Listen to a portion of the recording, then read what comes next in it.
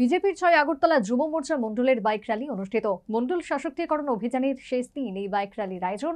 নেপথ্যে বিজেপির ২০২৪ লোকসভা ভোটের প্রস্তুতি। গোটা দেশব্যাপী বর্তমানে ২০২৪ লোকসভা ভোটের জোরদার প্রস্তুতি চলছে। রাজ্যেও এর ব্যতিক্রম নেই। রাজনৈতিক দলগুলো যে যার মতো করে সে প্রস্তুতিতে ব্যস্ত।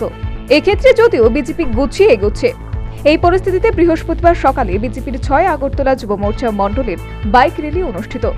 যুব মোর্চার ৭ দিনের বুথ সশক্তিকরণের কর্মসূচি পালনের শেষ দিন এই বাইক র্যালি আয়োজন করল বিজেপির ৬ আগরতলা যুব মোর্চা মণ্ডল।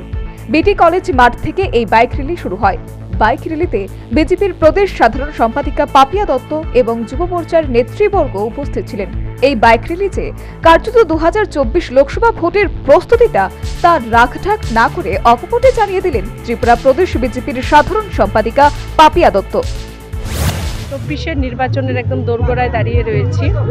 সেই নির্বাচনকে সামনে রেখে সাংগঠনিকভাবে ভারতীয় জনতা পার্টির বিভিন্ন রকম কর্মসূচি আমরা পালন করছি।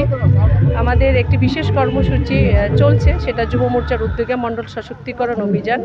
সেই মণ্ডল সশক্তিকরণ অভিযানকে সামনে রেখে রাজ্যের প্রায় ৬০টি বিধানসভাতেই বাইক র্যালি যুব মোর্চার মাধ্যমে আয়োজন করা হচ্ছে। আজ ৬ আগরতলা যুব মোর্চা মণ্ডল কমিটির উদ্যোগে বাইক র্যালি অনুষ্ঠিত হবে। এখানে আমাদের জেলা সভাপতি যুব মোর্চার উনি আছেন প্রসেনজিৎ দা, আমাদের মণ্ডল সভাপতি সঞ্জয় দাসও আছেন যুব মোর্চার, এবং প্রত্যেক যারা নেতৃত্ব মণ্ডল কমিটির প্রত্যেকে এখানে অংশগ্রহণ করবেন।